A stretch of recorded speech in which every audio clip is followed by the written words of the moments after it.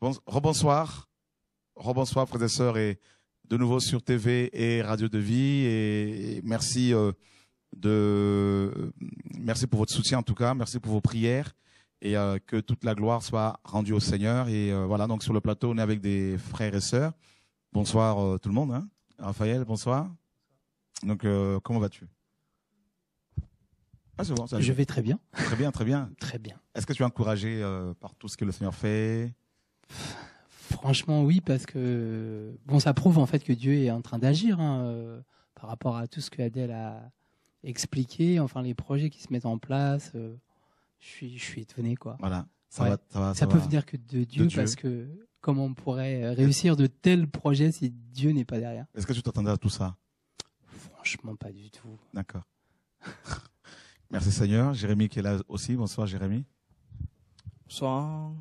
Bonsoir à tous ceux qui nous suivent, puisque bon, moi je suis de la Guadeloupe. Je salue déjà mes frères et sœurs de la Guadeloupe, des Antilles, ma femme, ma fille.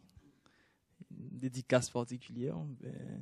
Le Seigneur, on va dire, c'est un Dieu de surprise. Donc, on doit s'attendre à l'inattendu sans cesse, en fait. Amen. Donc, on a, pendant des années, on a vécu pour un Dieu, on va dire, pour un mythe, en fait. On se rend compte qu'aujourd'hui, que le Dieu qu'on sert, il est vivant, en fait. Donc, on doit persévérer dans la prière, dans la foi. Et il n'a pas changé. Il n'a pas changé, en fait. C'est nous qui avons changé, mais lui, il a demeuré le même, en fait. Amen.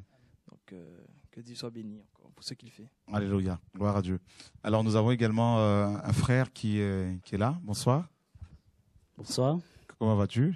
Eh bien, très bien. D'accord. Je suis très, très content. Amen. Ah oui, ça fait près de 15 jours. D'accord. Je suis sur un nouveau mode. Waouh. Parce que auparavant, je ne m'apprenais pas à ce que un évangile prenait un essor pareil. Donc je dis que franchement, c'est le Seigneur qui est le Seigneur. Amen. Puisqu'il y a une vérité qui éclore. Donc franchement, je suis dedans. Amen. Et je veux que ça soit continué. Amen. Donc tu as fait 22 ans dans une assemblée locale, c'est ça? Oui, 22 ans dans une assemblée. Mais c'est 22 ans en dehors même de cette assemblée, puisque je ne connais pas la vérité. La vérité, en somme, c'est que je suis chrétien, je lis la Bible, comme tout le monde, mais pourtant, j'ai une vie parallèle en dehors de cette vie chrétienne. D'accord. Ouais, c'était que le spiritisme. D'accord. Puisque depuis à l'âge de 6 ans, on m'a marié, c'est dit que mes parents avaient un esprit. D'accord. Et là, le monsieur a dit à ma maman, il faut qu'elle reste dans l'église catholique avec moi. Je n'ai pas le droit de fréquenter aucun secte impur. Et puis depuis lors, j'ai été élevé avec cette notion-là. On m'a appris pas mal de trucs. Tu voyais cette femme de nuit venir Ah non, mais pas voyez même, puisque je peux l'interpeller et elle vient pour tout ce que je veux. Tu l'invoquais et puis elle venait. Bon, voilà. Et c'est une. Elle t'apparaissait comme ça? Ah, évidemment, avec des principes. Des principes. Si avec une bouteille de parfum, avec de l'eau bénite. D'accord. Donc, il faut au moins un matériel pour qu'elle arrive. D'accord. Et là, pour moi, je croyais que j'étais dans la vérité, puisque j'ai la Bible et j'ai un livre qui, parallèle à la Bible, il y a des psaumes, il y a des prières. Waouh. Il y a une prière aussi que je vais vous dire que beaucoup de gens s'en servent, pensant que c'est une prière de Jésus-Christ, puisque ça s'intitule Sainte Croix de Jésus-Christ. D'accord, ça c'est chez les catholiques. Ah oui. Et ça, c'est une prière qui se trouve dans un livre. Quand on fait cette prière, il faut avoir une croix en or, avec une chaîne en or que j'ai portée. Et quand j'ai fait cette prière, je dois l'adresser à l'esprit qui doit venir. Le micro, d'accord. Oui, à l'esprit qui doit venir. Et puis après, je fais ma demande. Donc c'était du vaudou en fait, hein, normalement, c'est pas du vaudou, c'est un secte de spiritisme en ce qui concerne, parce que moi j'ai été unifié en tant qu'apprenti de franc-maçon. D'accord. Voilà. Donc tu étais initié à la franc-maçonnerie. Oui. Ok. Voilà. Apprenti, compagnon et maître maçon. Évidemment. Les 3 premiers degrés, d'accord. Voilà, voilà. Et donc tu invoquais cette puissance qui apparaissait et tu allais en même temps à l'église catholique. De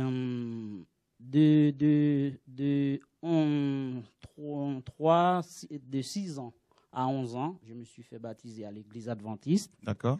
Mais de 6 ans à 10 ans, c'était à l'église catholique. D'accord.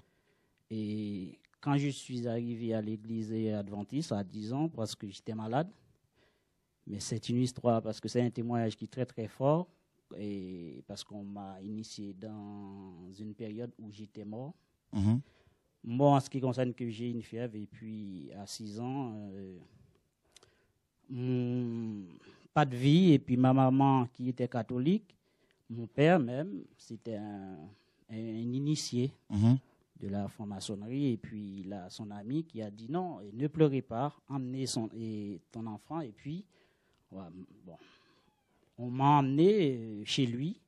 Il avait une petite maison en bois avec de la paille. Dans sa petite maison, il n'y a que des parfums avec un petit hôtel, mais il a une Bible et il y a d'autres livres. Et puis ma maman me couvrait avec le micro, ouais, merci. Avec une sorte de linceul qu'on appelle drap blanc. Et puis on m'a mis sur une natte. Et puis et c'est comme ça que tu as été initié. Initié. Et puis après, il a dit à ma maman, donc il faut que je reste avec elle à l'église. Je n'ai pas les droits de fréquenter aucune autre assemblée qui ce n'est que l'église. Catholique. Mais à 10 ans, j'ai rencontré un pasteur qui sortait à Port-au-Prince. À cette période-là, c'était à Sodo. En Haïti. En Haïti, plateau central. Et puis, bon, j'avais eu de la fièvre. Et puis, il a lancé qui veut se faire baptiser. Et puis, j'ai accepté. Je dis, bon... Et ma maman ne veut pas, et mon père aussi, puisque il savait très bien que je dois rester auprès de ma maman, etc. Et puis il y a un problème de persécution des esprits. Donc ma maman ne veut pas que je sois dans une autre religion, parce qu'on a au moins 7 chapelets à passer le soir. Ça, c'était avant ta conversion. Hein. Oui, c'est ma maman qui l'a fait, etc. À 10 ans, moi, je suis baptisé, eh bien, j'accepte, et bien, je pars à l'église adventiste. Mais tout en ayant soin de garder le secret. Parce que le secret, je ne dois pas le dire à personne. Je porte mon livre parce qu'il m'a donné un livre qui doit accompagner avec ma Bible, que c'était un Bible catholique, c'était pas... Cette Bible-là, et Louis Ségon, c'est un livre, et c'est un Bible catholique, mais qui a des prières catéchises, etc., etc. Et puis, on se fait baptiser à l'église adventiste. Eh bien, j'ai expliqué ça au pasteur. J'ai dit que, bon, maman, je dois rester à l'église catholique. Comment je dois faire? Parce que là, maintenant, je suis baptisé adventiste. Le pasteur a dit, bon, pas de souci, il va voir ça avec mes parents. Mon père a dit, c'est pas possible. Il faut qu'il reste catholique. Et puis, ma maman a dit pareil. Donc, il demande au pasteur de me faire débaptiser parce que je suis déjà baptisé à l'église catholique. Et puis, c'était une histoire fou. Après que le pasteur a fini son travail dans la zone, et puis il m'a dit secrètement, est-ce que tu veux partir avec moi pour rentrer à Port-au-Prince à l'insu de tes parents? Et puis après, on verra. Ben, je dis, pas de souci, et j'ai pris mon sac, mais je cache toujours mon livre dans mon sac avec une petite clé. Personne ne peut voir ce sac. Puis je rentre à Port-au-Prince avec lui, et puis après, ma maman a dit, bon, dès que c'est dans la main de Dieu toujours, pas de souci. Et quand est-ce que tu as été délivré de cette femme, justement, de nuit que tu invoquais? À quel âge exactement? Délivré de cette femme, pour vous dire sincèrement, c'est à peine 4 mois que ma femme, que j'ai actuellement là, a découvert mes pratiques. Waouh! Et c'est une autre encore histoire parce que j'ai eu ma femme, c'est parce que à chaque fois que j'ai besoin de quelque chose ou bien j'ai besoin de coucher avec une femme, je fais cette invocation, quelle que soit la femme, non? Et puis elle vient vers toi. Voilà. Waouh. Mais il y a des invocations que ça ne passe pas auprès de certaines femmes. Mais je me pose la question, pourquoi? Et j'étais pas seul parce que en 91, 92, 93, nous étions à 3 qui faisaient cette pratique parce que je dois prendre des grades, etc. Dans le monde spirituel? Oui, dans le monde spirituel. Est-ce que tu as vu Satan aussi? Normalement, moi, je ne vis pas Satan. L'essentiel, c'est que j'ai des principes pour faire venir un esprit. Tu avais, parce que là, maintenant, tu es chrétien. Tu avais des principes comme ça, là, des invocations? Tout ce que j'ai pratiqué, c'est toujours à l'église. Hein. Je suis toujours à l'église. Tu allais toujours à l'église? La réunion. Et tu pratiquais ces choses? Ces choses-là. Et le pasteur n'avait pas vu cela? Point du tout. Point du tout. Et là... Tu prêchais même dans cette église? Prêcher même. Hein. Tu prêchais? Prêche, ouais, je suis allé en évangélisation. Waouh. Mais le problème, c'est que ce principe demande qu'à chaque fois qu'on pêche, on purifie. Ce n'est pas sanctifier. Hein. Il faut faire la différence entre sanctification et purification. Et dans ce principe, on a des parfums. D'accord. Il y a des eaux de couleur bien-être. Mais ça, c'est pour commencer la purification. Ok. Bon, ça, c'est pas... Voilà. Donc, tu as pratiqué, tu as fait des invocations sur ta femme et ça n'a pas marché, c'est bien ça? Hein? Eh bien, à travers toutes mes expériences, puisque c'est une affaire très longue, ma vie, etc. J'ai rencontré ma femme en 2004, mais moi j'ai dit que je ne veux pas me marier parce que vu ma situation, ce que je connais, et je ne peux pas faire confiance à une femme. Puisque j'ai 4 enfants à 4 femmes différentes, dont celle que elle a dit que j'ai avec ma femme. Donc cela veut dire que chaque femme que je fais ça, l'esprit a accepté, et puis... tu as été avec. Voilà. À la dernière minute, et puis pendant ce temps, et cette invocation-là, on le fait dans la vie. Parce que moi, ma vie, c'était ça. Je suis à l'école. Et tu n'avais pas peur? Tu n'avais pas peur quand ce démon t'apparaissait comme ça? Auparavant, quand je ne lisais pas mon livre, j'avais peur. Je dis, mais comment je dois recevoir pour la première fois un esprit? Mais quand j'ai commencé à jeûner, à prier, et puis à faire ces genres de principes, eh bien, la force revient et puis on n'a pas peur pour avancer. Et là, le démon apparaît. Et apparaît sous quelle forme? Si, par exemple, si j'utilise un parfum qu'on appelle Rêve d'or, elle apparaît avec l'assemblage qu'on fait. On peut appeler un esprit, elle apparaît dans une flamme de bougie, dans un verre d'eau, etc. Et c'est elle qui m'a ordonné, c'est quand je dois coucher avec une femme, c'est quand je ne dois pas coucher avec une femme. Donc tu étais son prisonnier en fait. Hein? Évidemment, évidemment. Voilà, frères et sœurs, je pense qu'on va reprendre cela tout à l'heure. Et voilà, donc il y a des choses qui se passent dans nos assemblées. Voilà quelqu'un qui fréquentait régulièrement une assemblée locale, qui prêchait même, qui allait... qui sortait avec les frères et sœurs de son assemblée pour évangéliser dehors les païens. Et entre-temps, il vivait une vie, n'est-ce pas, spirituelle, mystique. Et il menait une vie mystique avec des femmes de nuit, tout ça. Bref, nous sommes dans Genèse chapitre 25. Genèse 25 à partir du verset 19. Genèse 25, 19. Et voici les descendants d'Isaac, fils d'Abraham. Abraham engendra Isaac. Isaac était âgé de 40 ans quand il épousa Rebecca, fille de Pétuel, l'araméen de Padam Aram, sœur de Laban, l'araméen.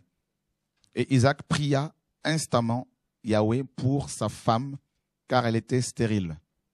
Et Yahweh fut fléchi par ses prières. et Rebecca, sa femme, conçut.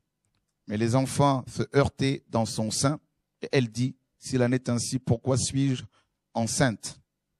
Et elle alla consulter Yahweh, et Yahweh lui dit, 2 nations sont dans ton ventre, et 2 peuples se sépareront au sortir de tes entrailles. Un de ce peuple, le plus petit, sera assujetti au plus grand, et le plus grand servira le plus petit. Et le temps où elle devait accoucher arriva, et voici, il y avait 2 jumeaux dans son ventre. Celui qui sortit le premier était roux, tout velu, comme un manteau de poils. Et ils l'appelèrent Ésaü. Et après cela sortit son frère, et sa main tenait le talon d'Ésaü. Et on l'appela Jacob. Et Isaac était âgé de 60 ans quand ils naquirent. Voilà, mes amis, nous allons parler de, bien sûr, la qualification de Dieu. N'est-ce pas? Dieu est celui qui nous qualifie. Il est celui qui qualifie et qui disqualifie. Et nous sommes, mes amis, tous, en tant qu'êtres humains, en tant que créatures de Dieu, nous sommes tous appelés par lui. N'est-ce pas? Et parmi ces appelés, vous avez des élus, c'est-à-dire des hommes et des femmes qui sont élus par Dieu, n'est-ce pas, depuis l'éternité passée. Et cette élection n'a rien à voir, mes amis, avec leurs œuvres. Cette élection n'a rien à voir avec, mes amis, la volonté humaine. C'est Dieu lui-même étant souverain dans sa volonté, dans sa souveraineté, a décidé d'appeler certaines personnes à son service et d'autres non. Dieu est souverain, il fait ce qu'il veut. Alors nous avons ici un exemple justement de cette qualification de Dieu, de cette souveraineté de notre Dieu. Un couple, Isaac et Rebecca. Rebecca était enceinte. Isaac va prier le Seigneur pour que sa femme conçoive. Effectivement, elle va concevoir grâce au Seigneur. Et Rebecca va s'apercevoir que, n'est-ce pas, cette grossesse était, n'est-ce pas, sujette à des problèmes. On apprend que depuis le ventre, étant dans le ventre, ces 2 enfants, n'est-ce pas, se battaient. Dans le ventre de Rebecca, il y avait déjà la guerre entre les 2 postérités. La guerre entre le bien et le mal, dans le ventre de Rebecca. Et on apprend que Rebecca était tellement, mes amis, déçue de cet état de choses qu'elle va aller consulter Dieu.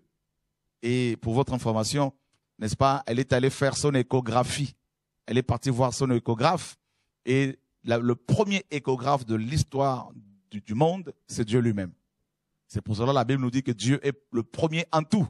Yeshua est le premier en tout. Et elle va aller consulter Dieu. Et Dieu, nous dit la parole, lui dira, 2 nations sont dans ton ventre. Une seule semence, une même semence. La semence, mes amis, d'Isaac a donné naissance à 2 nations, à 2 caractères, mes amis, diamétralement opposés. Et Ésaü, nous dit la parole, mes amis, et avec son frère, se battait dans le ventre, il se heurtait.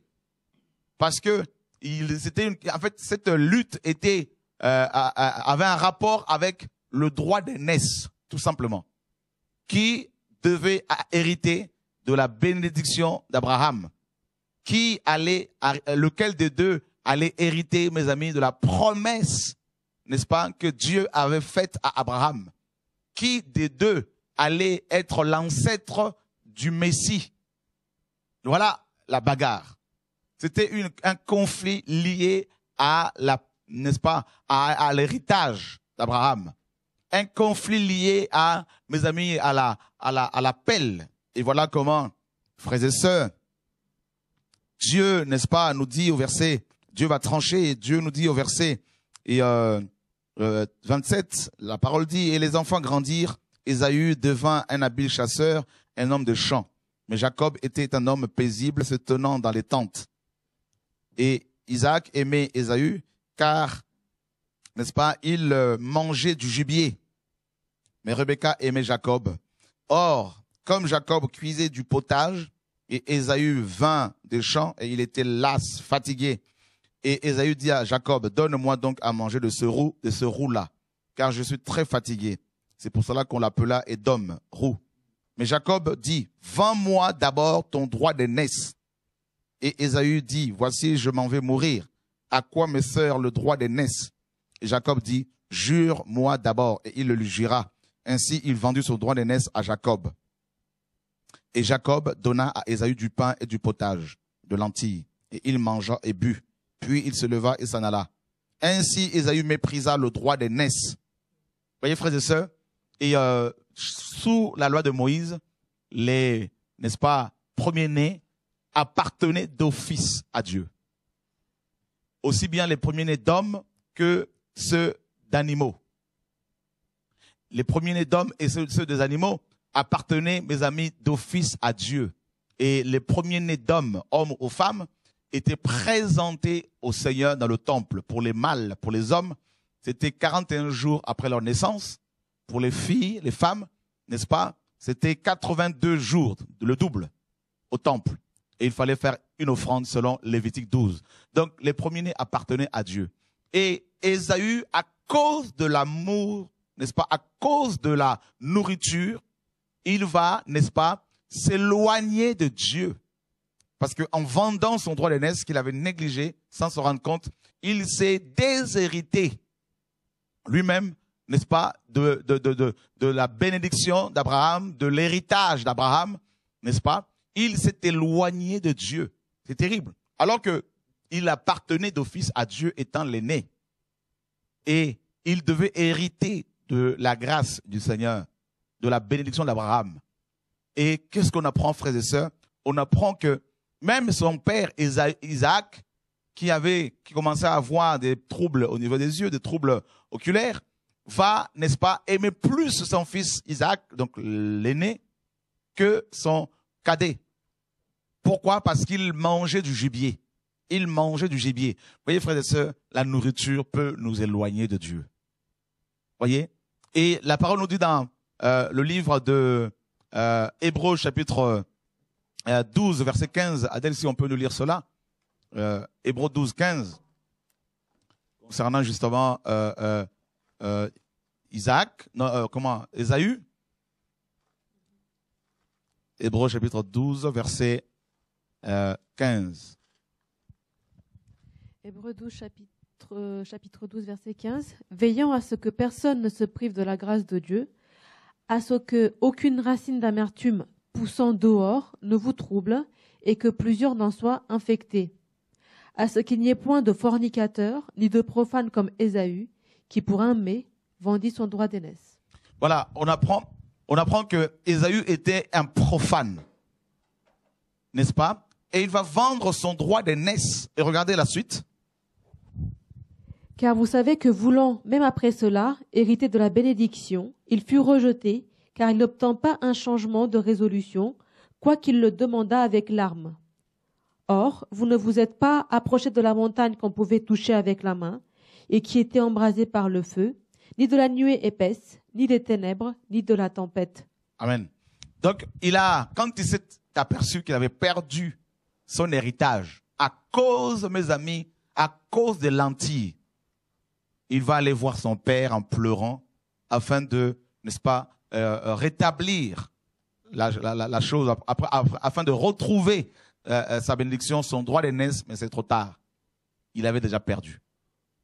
Et qu'est-ce qu'on apprend, en fait? On apprend quoi?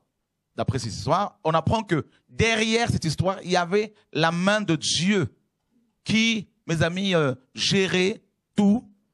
Et on apprend dans le livre de Malachie.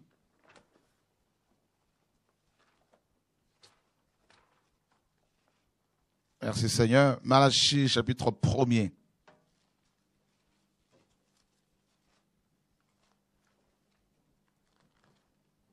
Dieu est grand.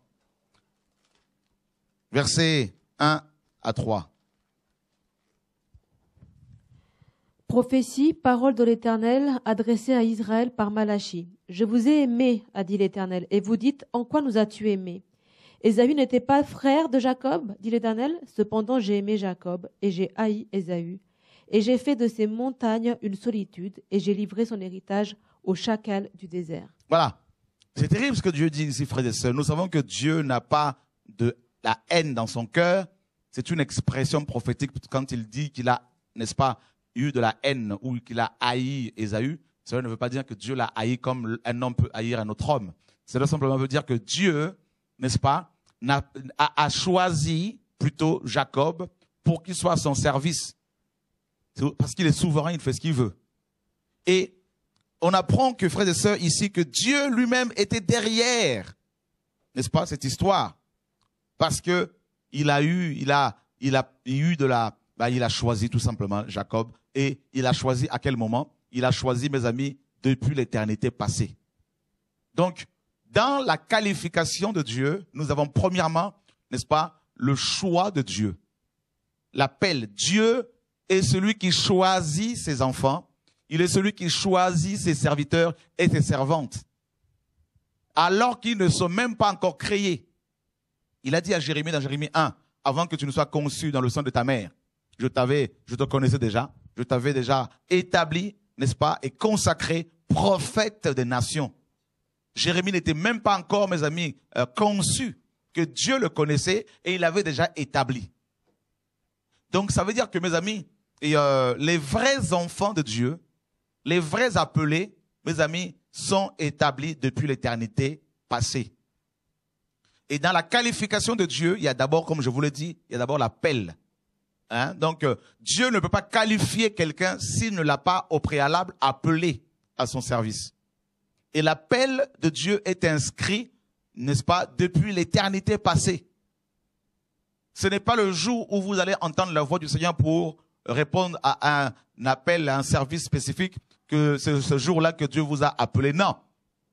N'est-ce pas? Il nous a établis depuis l'éternité. De même que quand il a créé le monde, une fois qu'il a achevé la création, dans Genèse 2, on nous dit que Dieu va se reposer de toutes ses œuvres.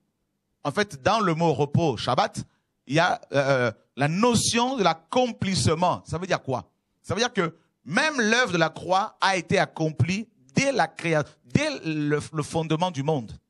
Nous dit Apocalypse chapitre 13, verset 8. Donc, tout est déjà accompli. Présentement, vous et moi, nous ne faisons que vivre le passé de Dieu. D'accord? Le passé de Dieu est notre présent. C'est pour cela, mes amis, chrétiens, enfants de Dieu, ne vous excitez pas, ne vous agitez pas quand l'ennemi se lève contre vous. Gardez votre calme parce que le présent, pour nous, c'est déjà le passé pour notre Père. Alléluia. Donc, ça veut dire que l'ennemi qui nous attaque, qui vous attaque, est dans le passé de Dieu. D'accord? Donc, qui est notre présent, tout est accompli dès Genèse 2. Donc, vous voyez, frères et sœurs, donc, il faut que les enfants de Dieu qui veulent être qualifiés par lui, comprennent cette réalité, cette vérité, que notre présent n'est rien d'autre que le passé pour Dieu. D'accord? Et il est dit que ceux dont les noms ne sont pas écrits, n'ont pas été écrits dans le livre de vie de l'agneau, qui a été immolé dès la fondation du monde, vont adorer la bête. Donc vous voyez bien que Dieu nous a sauvés avant même que le monde ne soit créé. C'est terrible ça, Adèle. Vous voyez, frères et sœurs, il nous a sauvés avant même son incarnation. Donc la croix n'était rien d'autre qu'une matérialisation de ce qui a été déjà accompli dans l'esprit dès l'éternité passée. Voyez? Donc, dans Genèse 2, quand la parole dit que Dieu va se reposer, à partir de ce moment-là, c'était déjà le passé pour Dieu. D'accord? Oh Dieu, sauve-nous. Donc, il y a d'abord l'appel. Nous sommes dans Romains chapitre 8.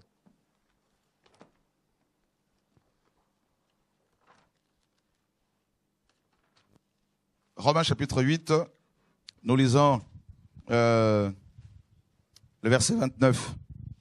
Romains 8, verset 29. À Car 30. ceux qu'il a connus d'avance, il les a aussi prédestinés à être conformes à l'image de son Fils, afin que celui-ci soit le premier-né de plusieurs... Ah oui, 29 à 30. Hein, afin que celui-ci soit le premier-né de plusieurs frères. Et ceux qu'il a prédestinés, il les a aussi appelés. Et ceux qu'il a appelés, il les a aussi justifiés. Et ceux qu'il a justifiés, il les a aussi glorifiés. Glorifiés. Alors, Adèle, on va aller dans l'ordre des choses.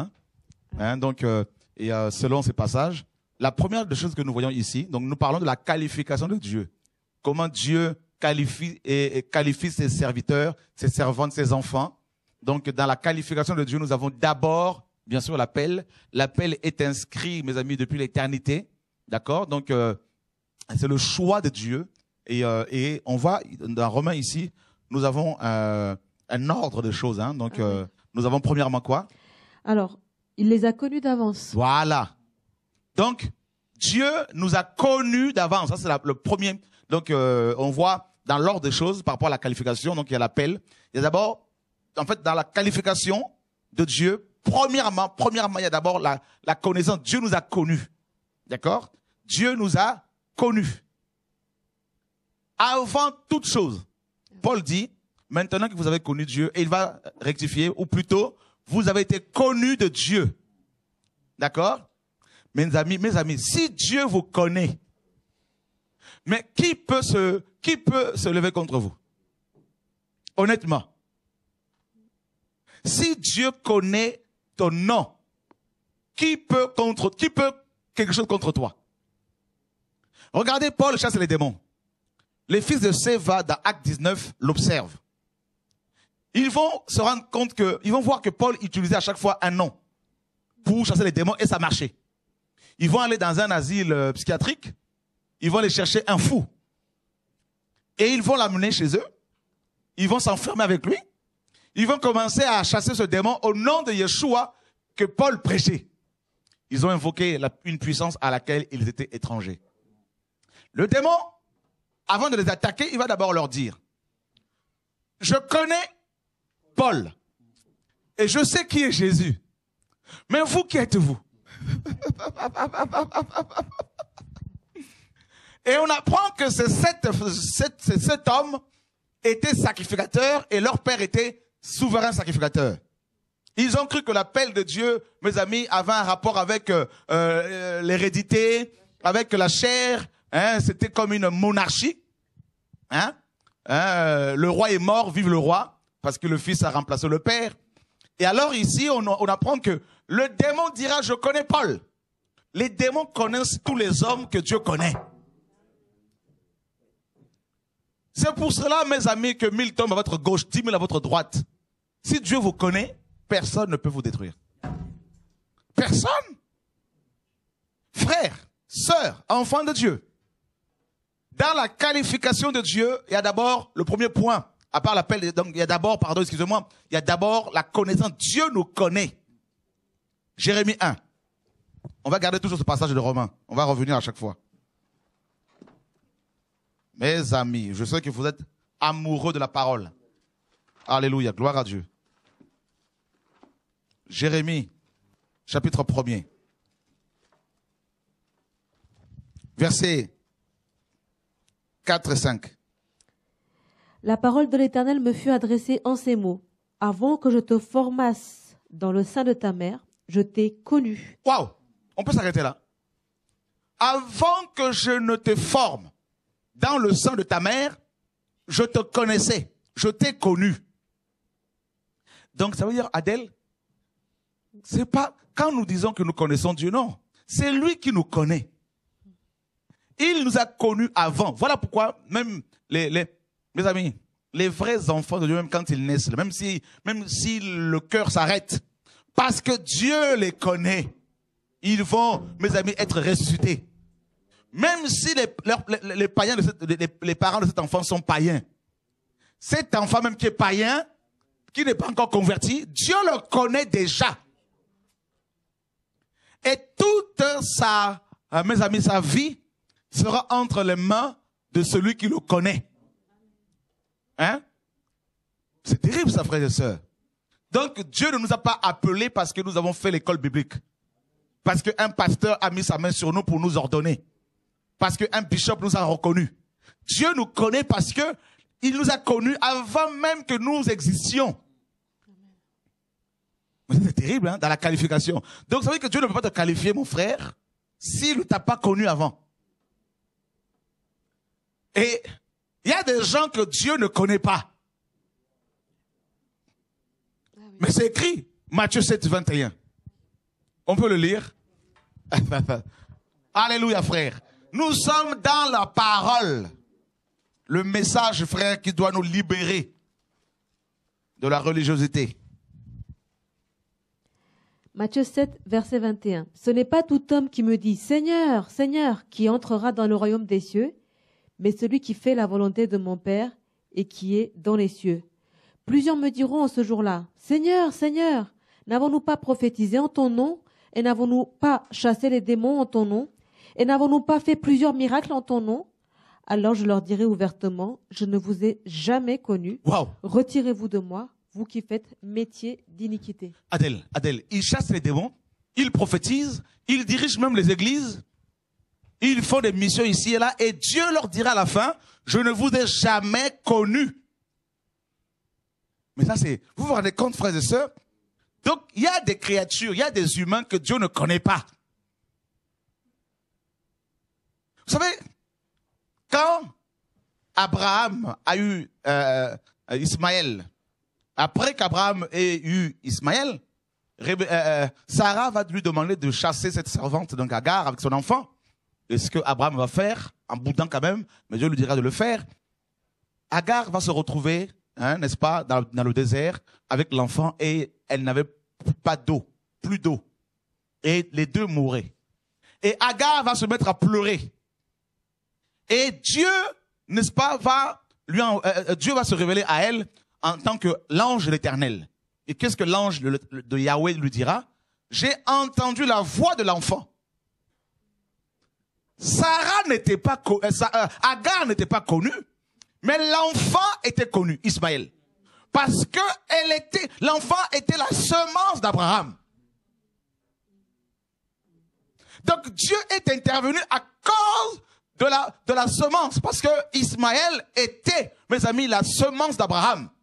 Et Abraham, le père de la foi, mes amis, étant le père de la foi, Dieu ne pouvait que exaucer cet enfant. Donc si Agar n'était pas morte, hein, mes amis, c'est parce que l'enfant a pleuré et Dieu a entendu. Dieu a reconnu la voix de son enfant. C'est pour cela dans Jean 10, le Seigneur a dit, mes brebis entendent ma voix. Vous voyez? Et je connais mes brebis et elles me connaissent. Jésus de Nazareth. Toi, tu vas prier, tu vas prêcher. Est-ce que Dieu te connaît? Tu vas t'exciter ici et là. Est-ce que Dieu te connaît? Ceux qui sont connus de Dieu ne s'agitent pas. Non. Ils sont calmes parce qu'ils savent que Dieu les connaît.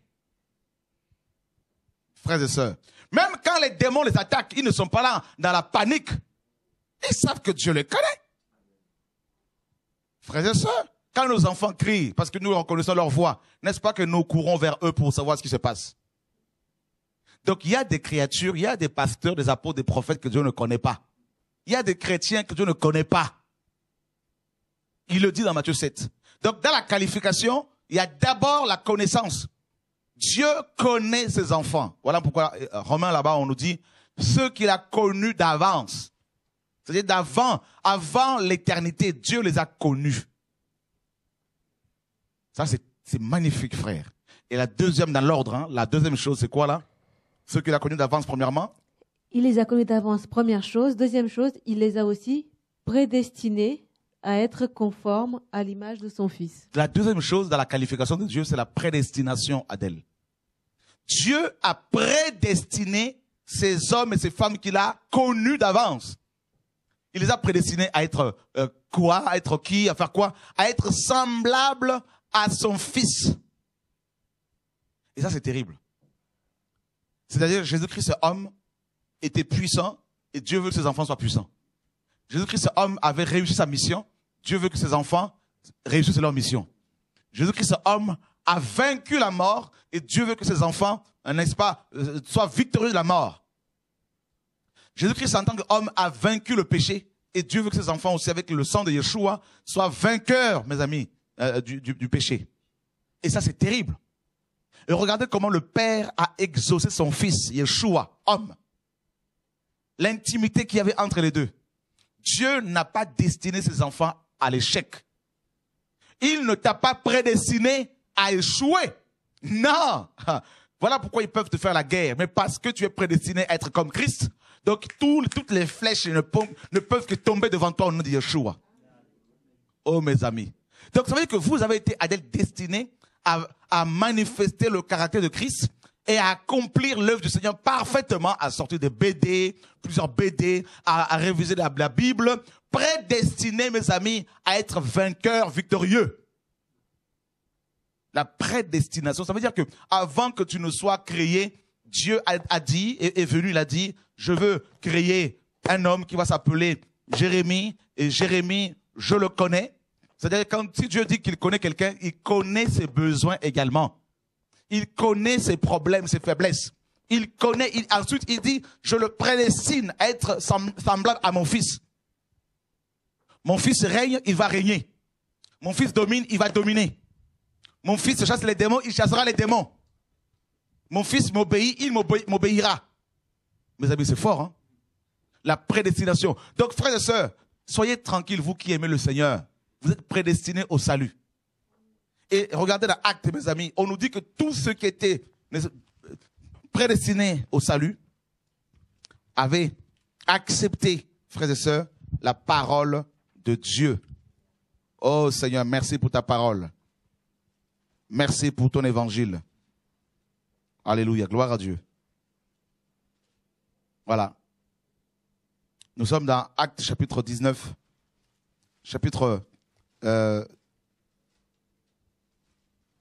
voilà, Actes chapitre 14, verset 44.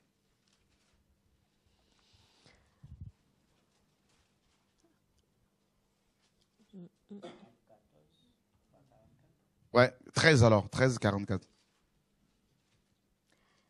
Acte 13, verset 44. Le Shabbat suivant, presque toute la ville s'assembla pour entendre la parole de Dieu. Mais les Juifs, voyant la foule, furent remplis d'envie et s'opposaient aux paroles de Paul, le contredisant et l'injuriant. Alors Paul et Barnabas leur dirent hardiment, « C'était à vous d'abord qu'il fallait annoncer la parole de Dieu. Mais puisque vous la rejetez et que vous vous jugez vous-même indigne de la vie éternelle, voici, nous nous tournons vers les gentils. Car le Seigneur nous a ainsi commandé, « Je t'ai établi comme la lumière des gentils, pour être leur salut jusqu'aux extrémités de la terre. » Les gentils, entendant cela, se réjouissaient et donnaient gloire à la parole du Seigneur. Et tous ceux qui étaient destinés à la vie éternelle crurent. Tous ceux qui étaient destinés, littéralement ici, prédestinés à la vie éternelle, crurent. Vous allez prêcher l'évangile à des personnes, elles vont le refuser. Il ne faut pas, mes amis, voilà, être. C'est vrai que ça peut faire mal, bien sûr. Ça peut faire mal parce qu'on se rend compte après que c'est des gens qui vont en enfer s'ils meurent comme ça. Mais mes amis, si ces gens ne sont pas prédestinés au salut, quoi que vous fassiez, il n'y aura rien. C'est pas moi qui le dis, c'est la parole. C'est pas Dieu qui a choisi certaines personnes pour aller au ciel et d'autres en enfer, non. Mais ces gens, en fait, Dieu connaissant les choses à l'avance, il sait d'avance qui sont ceux et celles qui vont choisir le ciel et ceux et celles qui vont choisir l'enfer. Mais ici, nous avons un fait très important. On nous dit que tous ceux qui étaient destinés à la vie éternelle avaient accepté l'évangile. Vous voyez, frères et sœurs? Donc, dans la qualification, il y a la connaissance, Dieu nous connaît. Deuxièmement, il y a la prédestination. Donc, Dieu, dans son amour, a décidé que nous allions être sauvés. Donc, ça ne vient pas de nous. C'est pour cela qu'il a dit dans Marc 10 qu'il était impossible aux hommes de se sauver eux-mêmes. On continue, la troisième chose. La troisième chose, et je suis au verset 30, et ceux qu'il a prédestinés, il les a aussi appelés. Waouh! Donc, quand une personne reçoit l'appel de Dieu, n'est-ce pas? Dites-vous qu'il y a eu d'abord la connaissance, Dieu l'a d'abord connu. Ensuite, il a prédestiné. Donc, si Dieu t'a prédestiné, Adèle, à travailler avec le journal Les Documos. Si moi, je veux faire absolument comme toi, je vais échouer. Parce que ce n'est pas moi qui suis prédestiné à cet appel. C'est Adèle. N'est-ce pas? On va voir cela tout à l'heure. Donc, voilà. Et là, on voit, frères et sœurs, la parole qui s'accomplit. Il y a la connaissance, Dieu nous connaît. Deuxièmement, il y a la prédestination. Et troisièmement, il y a l'appel. Alors, l'appel du Seigneur, mes amis, il y a l'appel général. Hein. Donc, venez à moi, vous tous qui êtes chargés et fatigués, et je vous donnerai du repos. Matthieu 11, 28, 29. Et il y a l'appel aussi spécifique. Et Dieu a appelé tous à être disciples. Mais parmi ces disciples, il y a des gens il y en a qui reçoivent un appel bien spécifique. L'appel pour la guérison, pour la délivrance, pour prophétiser, pour, mes amis, exhorter, pour enseigner, pour diriger, pour aller s'occuper des veuves, des orphelins, exercer l'hospitalité, exercer, mes amis, la miséricorde, tout ça. Donc, il y a aussi les appels bien spécifiques. Et il les a appelés. Et quand Dieu appelle quelqu'un, la personne entend la voix du maître. Il appelle de manière distincte. Il ne chuchote pas. La personne ne va pas tâtonner. Dieu l'appelle et lui dit, voilà ce que je te demande. Et une personne ainsi appelée par le Seigneur ne va pas courir après les hommes pour avoir leur approbation. Pas du tout. Ne va pas chercher, mes amis, la légitimité auprès des autres. Pas du tout. Parce que Dieu l'a appelé, la personne est sûre de son appel, elle va y travailler, mes amis, avec force et détermination, parce que Dieu l'a appelé. Voilà. L'appel du Seigneur. Et cet appel, comme on l'a vu, toutes ces choses sont inscrites, n'est-ce pas, depuis l'éternité passée. C'est pas aujourd'hui que Dieu nous a appelés, avant notre création. Voyez, frères et sœurs, et n'allez pas répondre à l'appel du Seigneur de manière spécifique, parce qu'une prophétie vous a été donnée. Hein. Ah non, il faut que Dieu parle à votre cœur directement, sans la médiation humaine. Et les autres ne pourront que confirmer ce que Dieu vous aura dit dans le secret. Sinon, quand il y aura les problèmes, les combats, Dieu ne pourra pas vous défendre si ce n'est pas lui qui vous a appelé. Voyez, frères et sœurs, la parole est claire. Et donc, troisièmement, il y a l'appel. Quatrièmement, il les a aussi justifiés. Il les a aussi justifiés. Alors, pourquoi justifier, Adèle? Pourquoi Dieu doit-il justifier les gens qu'il a connus d'avance, prédestinés, appelés? Pourquoi? Eh bien, parce que Satan s'oppose à eux. L'ennemi s'oppose à leur ministère. Les hommes s'opposent à leur ministère. Les religieux veulent les tuer, veulent le voir mort dans l'œuf. Dieu est obligé de justifier, n'est-ce pas, ses serviteurs. C'est une obligation qu'il s'est imposée lui-même. Parce que, comment voulez-vous que les gens reconnaissent que Dieu a appelé tel frère, telle sœur, si Dieu ne les justifie pas? Justifier ici, il y a deux types de justification. Premièrement, selon Romains 5, nous sommes justifiés grâce à l'œuvre de la croix. Déclarés justes, déclarés saints. Et nous pouvons nous présenter devant Dieu maintenant. Parce que nous portons, mes amis, Christ comme vêtement.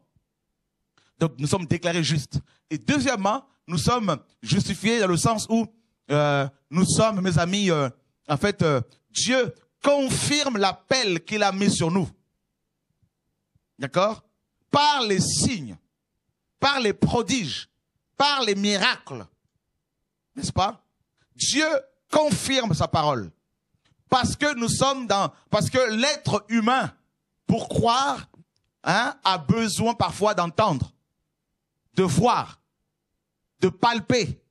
Voilà pourquoi, quand un homme de Dieu, un chrétien, une femme de Dieu est méprisé, accusé faussement, eh bien, si les enfants de Dieu ou d'autres païens ou des païens sont, mes amis, un peu troublés, Dieu va souvent donner des songes et des visions à ses enfants pour leur dire, ça c'est ma servante, ça c'est mon serviteur. Et quand les gens se réveillent, ils se disent, ah, j'ai eu un songe. C'est un homme de Dieu. Malgré tout ce que les gens m'ont dit, mais c'est un homme de Dieu. Donc, le combat est perdu d'avance pour les sorciers. Oh my God, Dieu est magnifique, frères et sœurs. Alléluia. Dieu est grand, frère. Regardez, frère, comment Dieu justifie. Nous sommes dans la Bible. Nous sommes dans la Bible. J'ai pas besoin d'appeler le monde entier pour leur dire, je sers Dieu. Un homme de Dieu ne doit pas se justifier lui-même. Il ne doit pas se justifier en disant, non, écoutez-moi, je ne suis pas sorcier. C'est Dieu qui m'a appelé. J'ai pas pris la femme d'autrui, j'ai pas volé l'argent. Non, si un homme de Dieu commence à se justifier comme ça n'est pas un. Il est charnel. Lui, il va garder le silence. Il va laisser les barbares parler et Dieu va confondre les barbares parce que le venin de la vipère ne peut pas tuer les hommes de Dieu. Au contraire, c'est de la vitamine A, B, C, D, E, F, G, H, I, J, K, L, M, N, O, P, Q, R, S, T, U, V, W, X, Y, Z. Alléluia, Jesus Christ. Laissez les gens faire des blogs sur vous. Ne vous inquiétez pas, Dieu va vous justifier. Jesus Christ. Que les vrais enfants de Dieu soient fortifiés ce soir. Que ceux qui sont abattus soient encouragés. Jesus. Nous sommes toujours dans la Bible, frères et sœurs. La justification des ministères que Dieu a établis. Hein? Alléluia. Nous sommes d'abord dans Actes chapitre 1. Actes chapitre 1, on connaît ce passage. Verset 8. Actes chapitre 1er, verset 8. Actes chapitre 1. Verset 8. Acte 1, 8. Mais vous recevrez la vertu du Saint-Esprit qui descendra sur vous. Et vous me servirez de témoin, tant à Jérusalem que dans toute la Judée et à la Samarie et jusqu'aux extrémités de la terre. Attends. Dieu nous justifie et il nous établit comme ses témoins. Un témoin est une personne qui a entendu des choses et les a vues. Il les a palpées. Il les a goûtées. Et il peut vous dire, voilà, j'ai vu, j'ai entendu, j'ai touché. Donc, et Dieu l'accompagne ensuite, hein, parce que le témoin, un bon témoin doit produire des preuves. D'accord? Parce que il y a le tribunal, hein. Vous voyez, on va dire, mon frère Raphaël est accusé, n'est-ce pas, et amené devant la barre, hein, à la barre, dans un tribunal. Et il y a le peuple qui est là, le monde qui est là. Tout le monde t'accuse. Tu es un voleur, tu es un voleur. Maintenant, tu me dis, ben, j'ai un témoin. J'ai un témoin et qui peut attester que j'étais avec lui à l'heure, hein, donc où le vol ou le forfait a été commis. Eh ben, moi, j'arrive comme ton témoin à la barre, devant monsieur le juge, devant l'accusateur qui est là, le diable. Eh ben, j'arrive avec une vidéo de mon entretien avec toi à midi, l'heure à laquelle le vol a été commis dans cette bijouterie à 100 km de là. Et j'arrive avec ma vidéo et on la projette. Voilà, l'heure est affichée, 12h, de 12h jusqu'à 19h, on était ensemble chez moi. Eh bien, tout le monde dit, bah voilà, la preuve est là. Et tous les accusateurs sont confondus, la bouche fermée. C'est ça, être témoin. Produire les preuves. Alors, Dieu, pour nous justifier, il nous établit comme ses témoins en nous dotant d'une puissance terrible. Donc, on n'est pas là pour faire du blablabla. Moi, je sers Dieu, moi, je suis apôtre, prophète. Non. Le peuple ne veut plus entendre des histoires. Le peuple veut voir les fruits. Le peuple veut voir des miracles. Ceux qui ont Dieu avec eux, qui chassent les démons. Ceux qui ont Dieu avec eux, qu'ils récoltent aussi de l'argent en un an. C'est ça l'évangile chrétien. Nous sommes sur le mont Carmel. Trop parler, ça sert à rien. Produisons les fruits. Jésus dit, celui qui croit en moi fera aussi les œuvres que je fais. Il en fera de plus grandes. Quand je parle comme ça, beaucoup disent c'est l'orgueil, il est arrogant. Non, c'est l'assurance. Ne confondez pas les choses, chrétiens. Non. Arrêtez de parler toujours sur les blogs, produisez les fruits. Hein? On est trop dans le raisonnement, tout ça là. Les gens souffrent, il y a des maladies incurables aujourd'hui. Il faut des preuves de guérison, des preuves médicales, frère, des médecins. C'est ça l'évangile. Hein? L'ombre de Pierre guérissait les malades. Voilà la justification. Les mouchoirs qui avaient été appliqués sur les malades parce qu'ils sortaient du corps de Paul étaient onctionnés au point où les gens étaient guéris. Frère, c'est ça l'évangile. Il faut qu'on arrête. Les gens ont besoin d'entendre la parole. Les gens sont fatigués. Ils ne veulent plus entendre des charlatans, des parleurs. Ils ne veulent plus entendre mes amis, des chroniqueurs. Les gens ont besoin de la guérison et de la bonne parole. Il y en a qui diront non, ils sont idolâtres ou ils sont adeptes. Oh, mais arrêtez, frère. Arrêtez avec la jalousie. Il y en a qui font des blogs et les gens ne vont pas dessus et ça les énerve. Ça les excite, ça les fatigue. Oh, chrétiens, repentez-vous. Repentez-vous, frère. Revenons à Dieu. Voyez, frère, ne faisons pas comme les 7 fils de Séva qui voulaient à tout prix démontrer la puissance en allant chercher un fou quelque part. Et ça n'a pas marché. Voilà. Ça n'a pas marché. On peut avoir le nom de Jésus et sans la puissance qui va avec.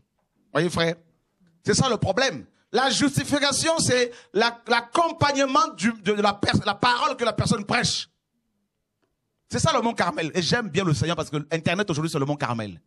Tout le monde peut parler. Tout le monde peut prophétiser. Mais tout le monde ne peut pas, mes amis, manifester l'autorité de Christ.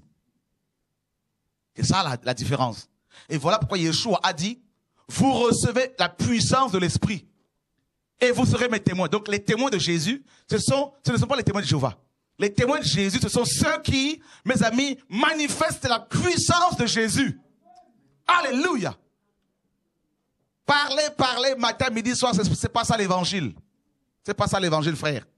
Nous devons revenir à la parole. Donc, on a vu que ceux qui sont justifiés à d'elle sont accompagnés par Dieu. Nous sommes dans Hébreux chapitre 2.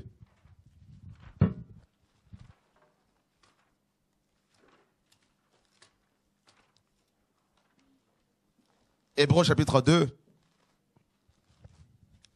Nous lisons verset 4. Dieu, même appuyant leur témoignage par des prodiges et des miracles, par divers actes de sa puissance et par les dons du Saint-Esprit, selon sa volonté. Waouh! Dieu a appuyé leur témoignage. C'est ça la justification, Adèle. Dieu a appuyé leur témoignage. Ça veut dire que quand Jean-Baptiste a envoyé 2 de ses disciples pour poser la question à Jésus, est-ce que c'est toi qui dois venir ou il faut attendre quelqu'un d'autre? Jésus n'a pas dit, écoutez, allez dire à Jean-Baptiste qu'il arrête quand même de douter de moi. Non! Il a dit aux disciples de Jean-Baptiste, allez lui rapporter ce que vous avez vu. Les sourds entendent, les aveugles voient, l'évangile est annoncé, les morts sont ressuscités. Rapportez tout ça à Jean. Eh bien, c'est ça, mes amis, la justification. On reconnaît un arbre à ses fruits. C'est ça l'évangile. Les âmes sont gagnées, les âmes sont délivrées, les sorciers se convertissent. Mes amis, aucun homme ne peut produire ses œuvres si Dieu n'est avec lui. Le nom de Yeshua est élevé, mes amis, et les écluses des cieux sont ouvertes.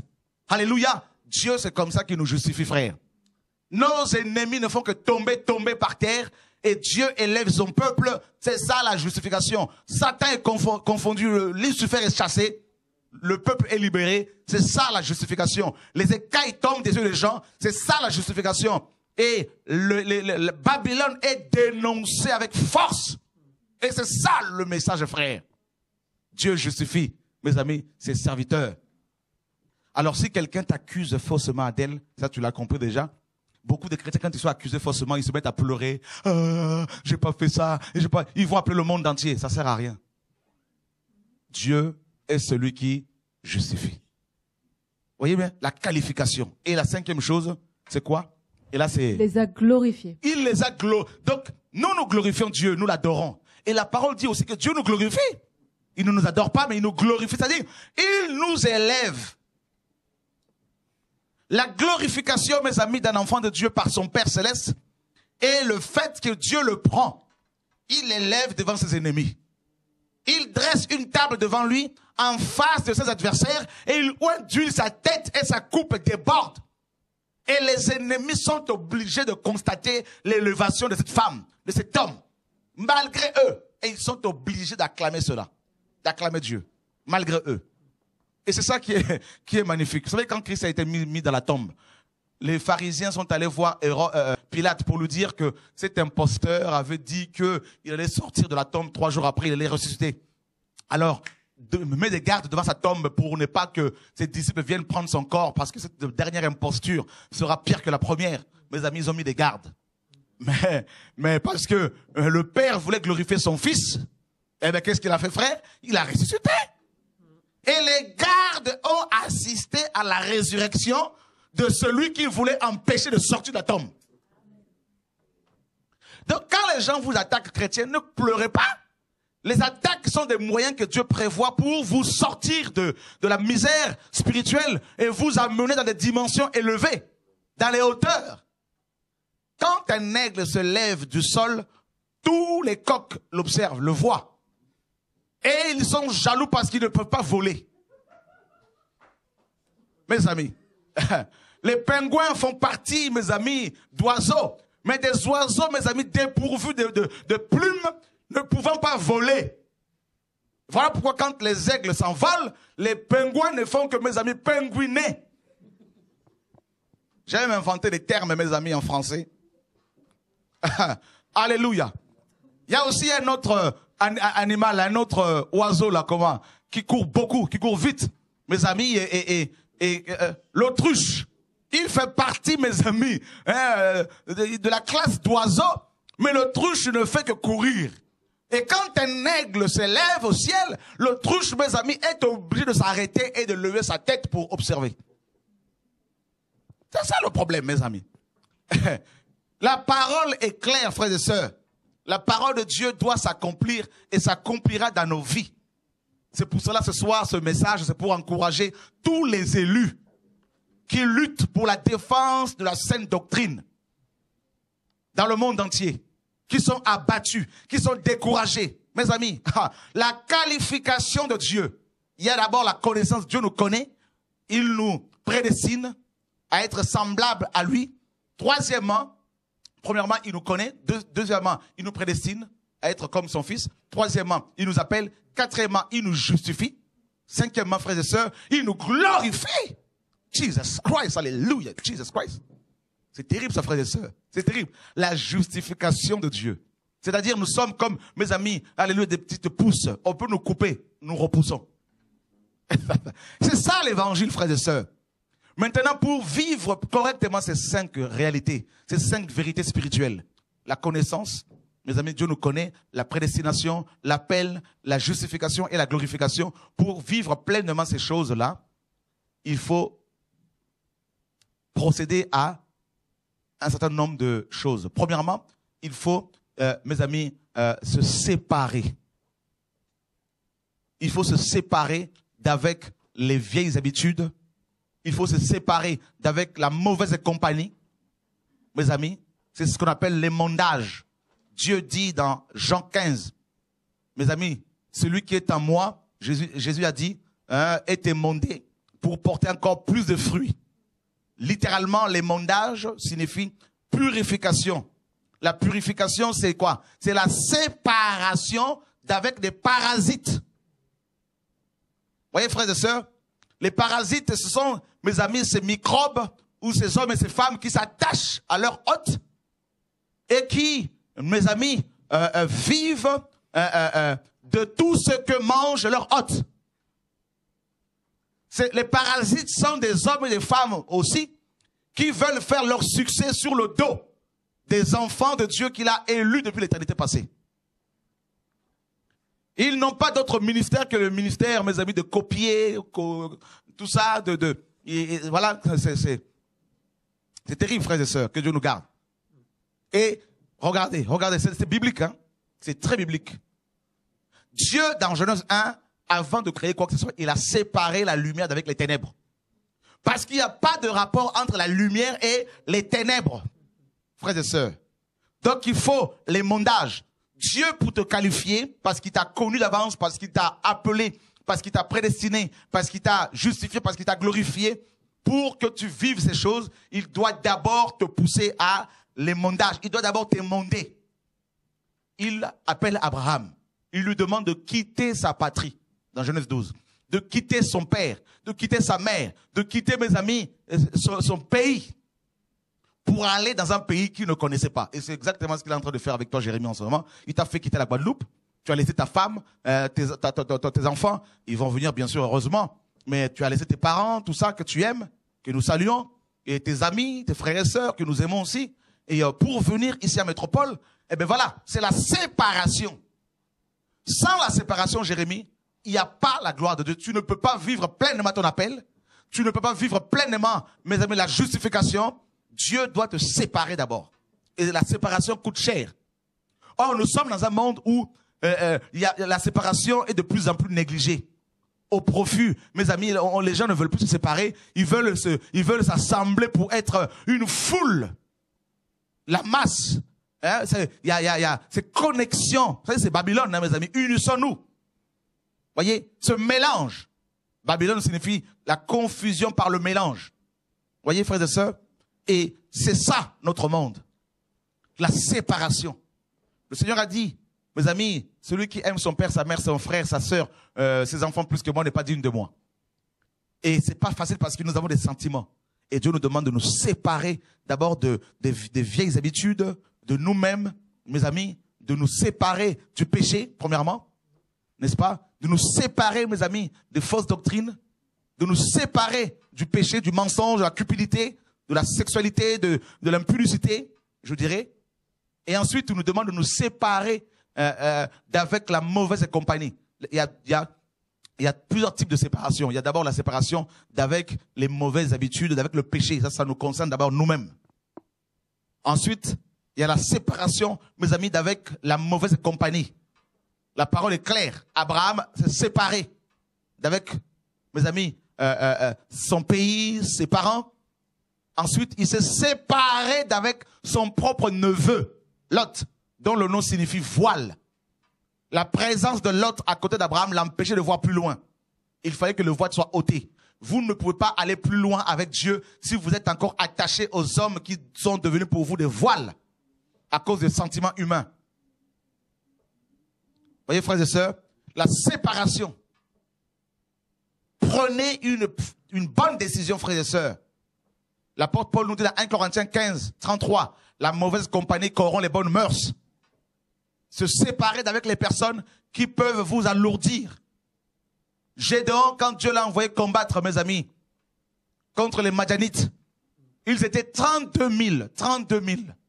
Et Dieu va, n'est-ce pas, séparer, mes amis, Gédéon d'avec tout ce monde.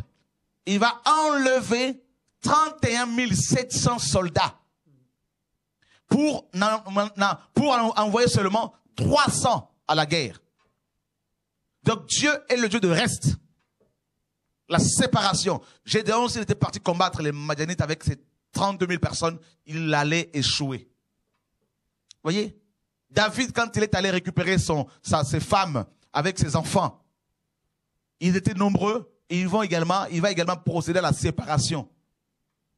Voyez, frères et sœurs, c'est important. L'apôtre Paul nous dit dans 2 Corinthiens chapitre 6.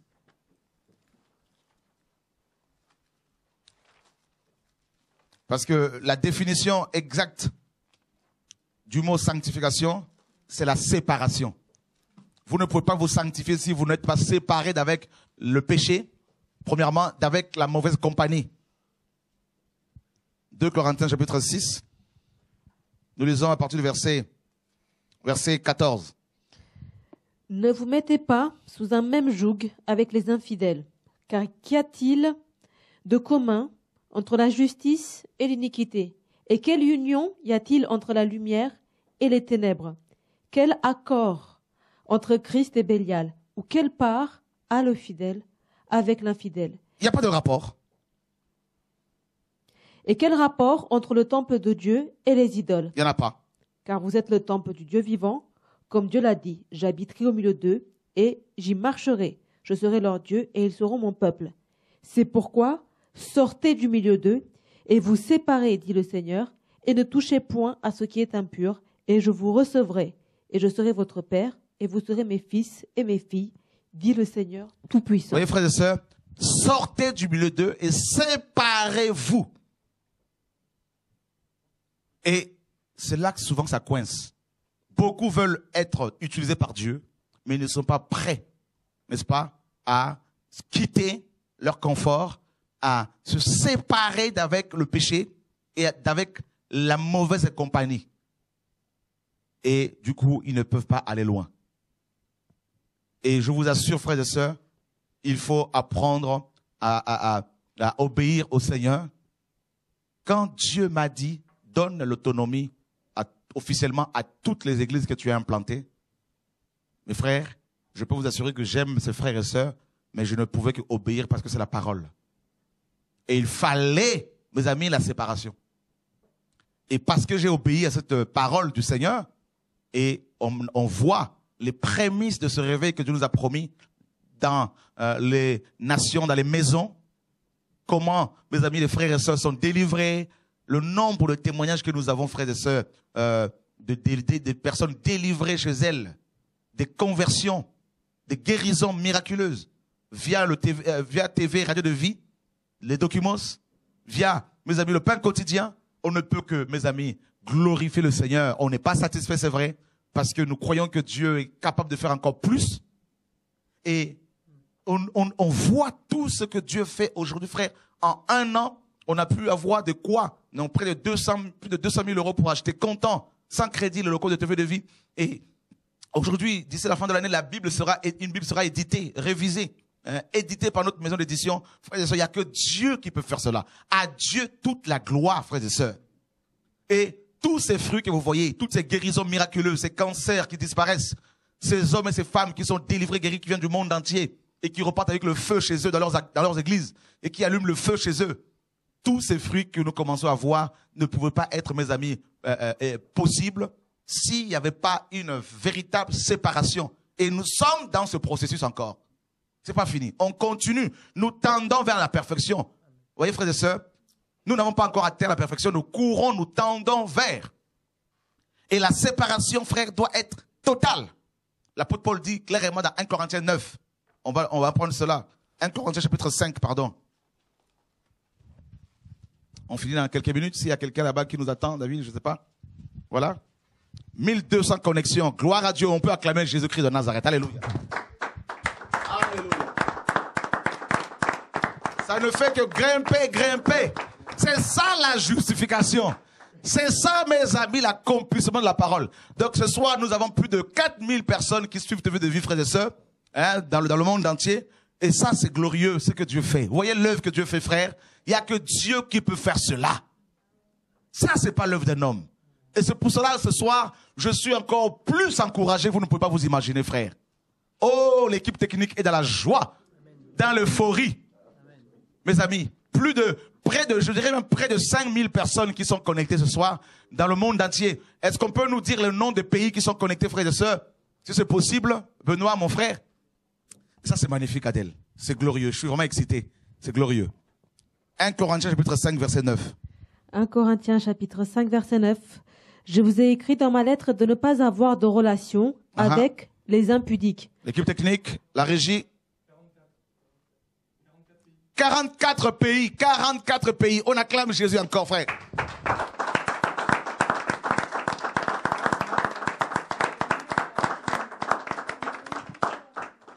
Mes amis, là j'en tremble là. J'en tremble. Jésus de Nazareth. Adèle, s'il te plaît. La parole. Corinthiens chapitre 5, verset 9. Je vous ai écrit dans ma lettre de ne pas avoir de relation avec les impudiques, non pas absolument avec les impudiques de ce monde, ou avec les avares et les ravisseurs ou les idolâtres. Autrement, il vous faudrait sortir du monde. Mais ce que je vous ai écrit, c'est que si quelqu'un qui se nomme frère est impudique, ou avare, ou idolâtre, ou médisant, ou ivrogne, ou ravisseur, vous n'ayez pas de relation avec lui. Vous ne mangez pas même avec un tel homme. C'est terrible, hein? En effet, qu'ai-je à juger ceux du dehors? N'est-ce pas à vous de juger ceux du dedans? Quant à ceux du dehors, Dieu les jugera. Ôtez donc le méchant du milieu de vous. C'est nous qui sommes appelés en tant qu'Église de d'ôter les méchants du milieu de nous. Parce que aussi longtemps que les méchants, les voleurs, les ravisseurs, les impudiques, les gens qui ne sont pas capables de s'occuper de leurs enfants, de leurs femmes, si on le laisse au milieu de nous, eh ben, il n'y aura pas le réveil. N'est-ce pas? Car le Seigneur a dit, là où 2 ou 3 s'assemblent en mon nom, je suis là. Et si deux d'entre vous s'accordent pour demander quelque chose, il leur sera accordé. Mais s'il n'y a pas d'accord et qu'il y a une foule de gens, mais s'ils ne sont pas accordés, ces gens-là, il n'y aura pas l'exaucement de la prière. C'est pour cela, mes amis, pour vivre la gloire de Dieu, il faut procéder à la séparation. Choisissez avec qui vous voulez travailler. Dans l'esprit, bien sûr. C'est vous qui devez choisir, mes amis, dans la prière, les gens avec qui vous devez fonctionner. Chrétiens, écoutez cette parole dans le monde entier. Défenseurs de la saine doctrine. Vous qui êtes aux États-Unis, qui défendez la saine doctrine. Vous qui êtes au Canada, qui faites des vidéos. Aux États-Unis, qui faites des vidéos. Et il y a un frère qui fait des vidéos qui dénonce le système babylonien aux États-Unis, que je salue, que j'encourage ce soir. N'est-ce pas? Je vais taire son nom, mais il m'a touché parce qu'il a reconnu une erreur qu'il avait faite me concernant. Et je veux vraiment t'encourager ce soir encore, mon frère, à aller de l'avant au nom de Yeshua, n'est-ce pas? À faire tout ce que Dieu te demande de faire. Et chrétiens, réformateurs, dokimos, défenseurs de la saine doctrine, dans le monde entier, tous ensemble, debout, pour défendre la vérité, pour combattre pour la foi qui a été transmise une fois pour toutes au sein. Car Yeshua, le Maître, revient. Défendons avec force. S'il nous faut, mes amis, y laisser la vie. Que Dieu soit béni. Mais la parole est claire. Si vous voulez, mes amis, vivre la gloire de Dieu, il faut procéder à la séparation. Ôtez le méchant du milieu de vous, Paul dit. C'est une parole terrible, frère. Mais c'est la parole. Car il n'y a pas de rapport entre la lumière et les ténèbres. Et Tite 1:10. Tite, chapitre 1er, verset 10.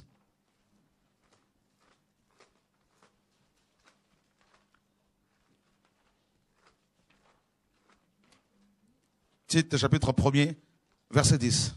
Et 3:10. 3:10. Merci Seigneur pour ta parole. Tite, chapitre 3, verset 10.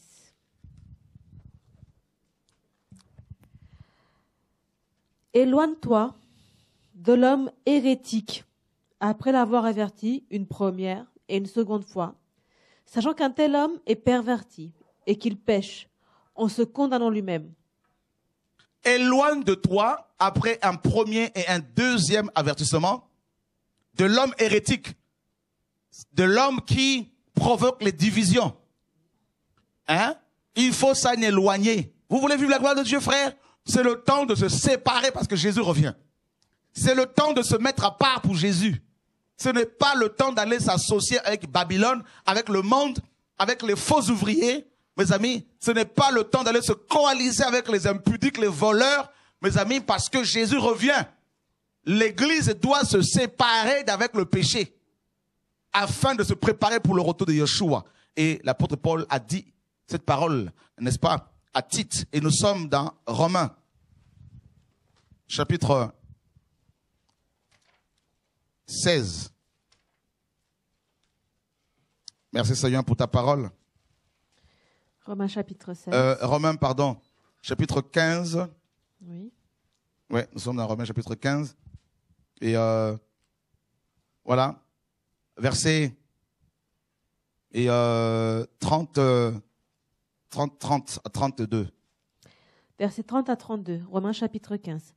Je vous conjure donc, frères, par notre Seigneur Jésus-Christ et par l'amour de l'Esprit, de combattre avec moi dans les prières que vous ferez à Dieu pour moi, afin que je sois délivré des incrédules de Judée et que mon ministère à Jérusalem soit agréable aux saints, en sorte que par la volonté de Dieu, j'arrive chez vous avec joie et que je me repose avec vous. Que le Dieu de paix soit avec vous tous. Paul demandait aux frères de combattre pour lui, frères et sœurs, pour la défense de la saine doctrine. Et être délivré des incrédules. Et être délivré des incrédules, être délivré des incrédules. Paul voulait que les chrétiens le soutiennent dans la prière pour être complètement libérés des incrédules. Et on a besoin de prière, frère, pour être libérés des incrédules qui ne veulent pas voir l'œuvre du Seigneur avancer. Voyez, ils sont tellement incrédules qu'ils font barrage à l'œuvre du Seigneur, mais Dieu finit toujours par les confondre au nom de Yeshua, parce que sa parole finit toujours par triompher au nom de Yeshua, notre Seigneur et Sauveur. Et nous sommes dans Romains chapitre 16, verset 17.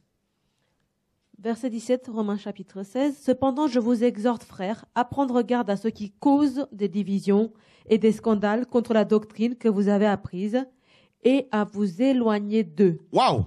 Car de tels gens ne servent point notre Seigneur Jésus-Christ, mais leur propre ventre. Waouh! Et par des paroles douces et flatteuses, ils séduisent les cœurs des simples. C'est terrible ça.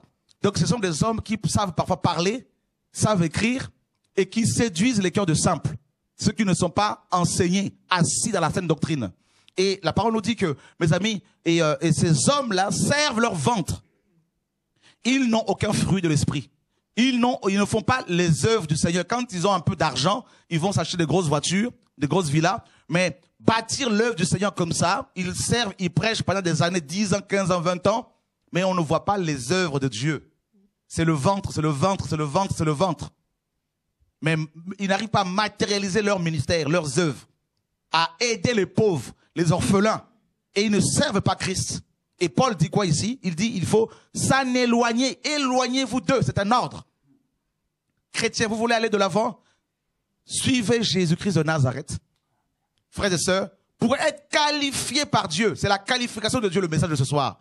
La qualification de Dieu. Pour être qualifié, il faut, mes amis, premièrement, être connu de Dieu.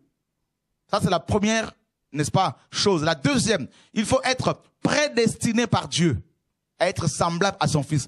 Troisièmement, il faut être, mes amis, appelé par Dieu. Quatrièmement, Dieu te justifie. Il va confirmer ton appel. Il va confirmer que c'est lui qui t'a appelé. Même ceux qui ont des doutes sur ton ministère et qui sont de Dieu, Dieu leur donnera des songes et des visions la nuit. Dieu leur montrera qui tu es dans l'esprit. Donc ne cherche pas à te justifier toi-même. Ça sert à rien. Laisse Dieu te justifier. Ne cherche pas à appeler le monde entier. Ça sert à rien. C'est du temps perdu.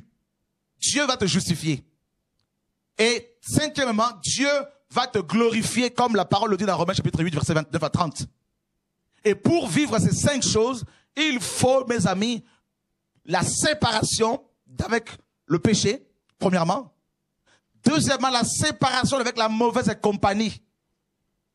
La séparation avec les pécheurs, les gens qui ne veulent pas changer de vie, qui veulent se servir de la parole de Dieu pour s'enrichir, qui se servent de la Bible pour écraser, mes amis, les chrétiens qui sont qui sont sur eux, qui sont avec eux, en se servant de la parole de Dieu, en volant, en manipulant. Il faut la séparation. Il faut les mondages. Les mondages, c'est le fait d'enlever les parasites. Vous voyez, frères et sœurs, Gédéon avait 31 700 parasites autour de lui. Et il fallait tous les enlever, Adèle. Parce que les parasites, c'est comme des sangsues. Ils vont puiser ta force. Ils vont pomper ta force. Parce qu'ils n'en ont pas eux-mêmes. Vous voyez, frères et sœurs, ils vont se servir de ton carnet d'adresse pour faire leur ministère. C'est terrible, frères et sœurs. Et Dieu ne veut pas voir ses enfants étouffés par les parasites. Alors il procède à la séparation. Voilà pourquoi il a demandé à Lot de se séparer avec les sodomites, avec les gens de Gomorrhe. Il a sorti de Sodome et Gomorrhe. Il a sorti les enfants d'Israël de l'Égypte. Il a sorti avant eux Abraham de la Mésopotamie. Et, mes amis, il a sorti les apôtres, mes amis, d'entre les pécheurs, de leur métier. Frère, c'est terrible, hein? Dieu, c'est comme ça qu'il procède. Il ne peut pas te qualifier s'il ne te pousse pas, s'il ne te sépare pas d'avec le péché, d'avec la mauvaise compagnie. Et c'est terrible. Il va t'isoler parfois, comme Élie. Et très souvent, les gens que Dieu a utilisés, les hommes et les femmes qu'il a employés, étaient des hommes et des femmes solitaires. Très souvent. Romains, Hébreux 11 le dit. La séparation. Celui qui n'est pas prêt de marcher seul avec Dieu, mes amis, ne verra jamais sa gloire. Celui qui veut être constamment entouré du monde avec et d'écouter les conseils de tout le monde avant de faire quoi que ce soit pour le Seigneur, il ne fera jamais rien. Vous voyez, frères et sœurs, Dieu est le Dieu de reste. Adèle, je ne sais pas si j'avais quelque chose à dire. Et la séparation, les mondages. Jean 15, les mondages. Pour porter plus de fruits. Les mondages. On peut lire cela. Jean 15, 1 à 7. Jean chapitre 15, à partir du verset 1. « Je suis le vrai cep et mon père est le vigneron. Il retranche tout sarment en moi qui ne porte point de fruit. Et il émonte tout sarment qui porte du fruit, afin qu'il porte encore plus de fruits. Voilà. Vous êtes déjà nets à cause de la parole que je vous ai annoncée. Demeurez en moi et moi je demeurerai en vous. Comme le sarment ne peut porter du fruit de lui-même s'il ne demeure au cep, vous non plus, si vous ne demeurez en moi. Je suis le cep et vous les sarments. Celui qui demeure en moi et en qui je demeure porte beaucoup de fruits, car sans moi, vous ne pouvez rien faire. Amen. Si quelqu'un ne demeure pas en moi, il est jeté dehors comme le sarment et il sèche. Puis on ramasse les sarments et on les jette au feu et ils brûlent. Si vous demeurez en moi et que mes paroles demeurent en vous, vous demanderez tout ce que vous voudrez et vous l'obtiendrez. C'est terrible, hein? Je vous ai dit que Dieu connaît ses enfants, frères. Dieu connaît ses serviteurs, ses servantes. Et avec Dieu, ce n'est pas du forcing, Adèle. Donc, pour porter les fruits, pour vivre la gloire de Dieu, frères et sœurs, Dieu doit nous émonder. L'émondage coûte cher. L'émondage, c'est la séparation avec les parasites. Cela va vous coûter vos amis, vos proches, parfois, n'est-ce pas? Et Dieu va vous imposer la solitude. Ça va vous coûter beaucoup de choses. On va vous critiquer, vous calomnier. Ne vous arrêtez pas sur les calomnies, ça peut vous tuer. Continuez à avancer parce que Jérémie, on voulait le tuer avec la langue. Continuez à avancer. Ne vous arrêtez pas sur les critiques. Ne lisez même pas les critiques qui sont faites, contre vous. Continuez votre marche. Regardez toujours à Jésus. D'accord? Et au travers des fruits que vous allez porter, les vrais enfants de Dieu reconnaîtront la main de Dieu sur votre vie. On va vous accuser faussement. Paul était au milieu de la bonne et de la mauvaise, mes amis, réputation. Au milieu de la gloire et de l'ignominie. Dans Corinthiens, dans 2 Corinthiens, mes amis, il en parle. Dans 1 Corinthiens 4, il en parle. C'est très biblique. N'attendez pas à ce que tout le monde vous acclame. N'attendez pas à ce que tout le monde dise du bien de vous. Sinon, vous n'allez pas servir le Seigneur correctement. Attendez-vous à ce qu'on vous traite de sorciers, magiciens, faux prophètes, faux chrétiens, alors que vous êtes réellement de Dieu. Alors, si c'est le cas, réjouissez-vous comme Matthieu 5 le dit et faites l'œuvre du Seigneur avec force et détermination. Sachez que les critiques, les attaques, les agressions ne peuvent en aucun cas détruire l'œuvre du Seigneur, car Dieu a dit, Yeshua a dit qu'il bâtirait son église, n'est-ce pas, et que personne ne peut la détruire, ni l'enfer, ni Satan, ni les démons, ni les sorciers. Personne. Et frères et sœurs, pour finir, dans Romains chapitre 9, verset 16, il y a une vérité terrible ici, que je veux partager avec vous avant de finir. Romains chapitre 9, verset 16, Andel. Ça ne vient donc ni de celui qui veut, ni de celui qui court, mais de Dieu qui fait miséricorde. Waouh! Car l'Écriture dit à Pharaon, je t'ai suscité pour ceci, pour faire voir en toi ma puissance, et pour que mon nom soit proclamé par toute la terre. Il fait donc miséricorde à qui il veut, et il endurcit celui qu'il veut. Or tu me diras, pourquoi Dieu se plaint-il encore?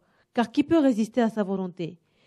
Mais plutôt, ô homme, qui es-tu, toi, qui contestes avec Dieu? Le vase d'argile dira-t-il à celui qui l'a formé, pourquoi m'as-tu fait ainsi? Le potier n'a-t-il pas le pouvoir de faire d'une même masse de terre un vase pour des usages honorables et un autre pour des usages vulgaires? Avec la même masse, avec la même matière, oui. Il a fait 2 nations.